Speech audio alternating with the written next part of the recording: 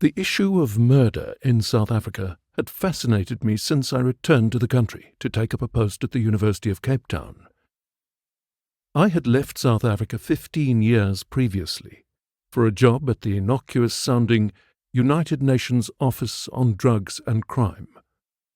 There, as a senior advisor, and later as a partner in a consulting firm, I had traversed the world, conducting assessments and dishing out advice on justice reform and countering organized crime. Even if the solutions I proffered seemed like technical tinkering, given the scale of the challenge. There was no corner of the globe, including some of the most fragile and conflict-ridden states, that I had not visited. It was a dream job.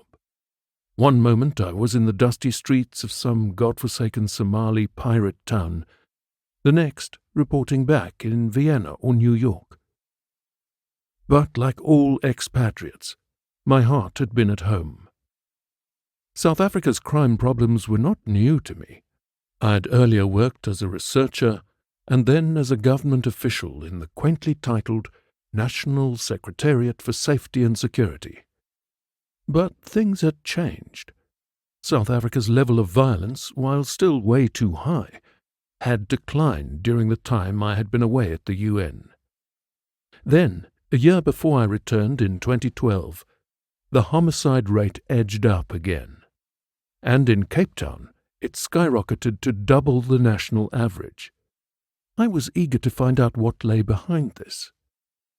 Analysts and academics have long asked some searching questions about why South Africans died so violently and so often.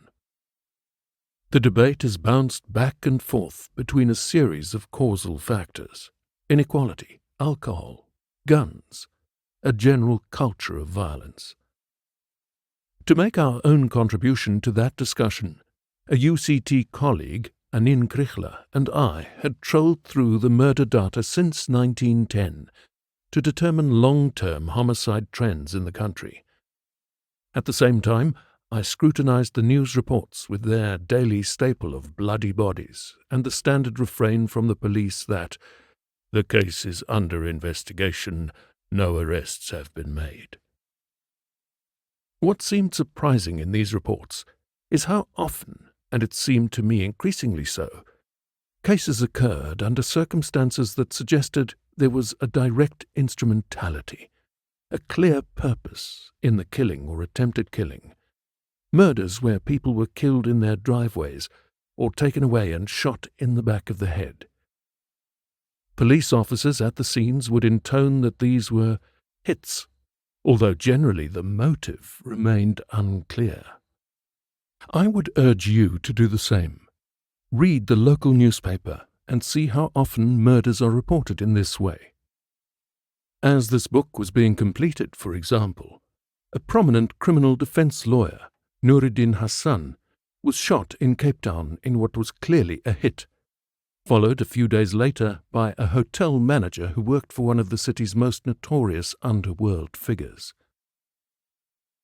In Johannesburg, an individual with known links to cigarette smuggling, Raymond Razor Barras, met his end in a suburban driveway in Kensington. A few days later, Sibusiso Sithole, the municipal manager of Richmond in KwaZulu-Natal, known for his opposition to corruption, was executed while walking in the town. The bodies keep stacking up,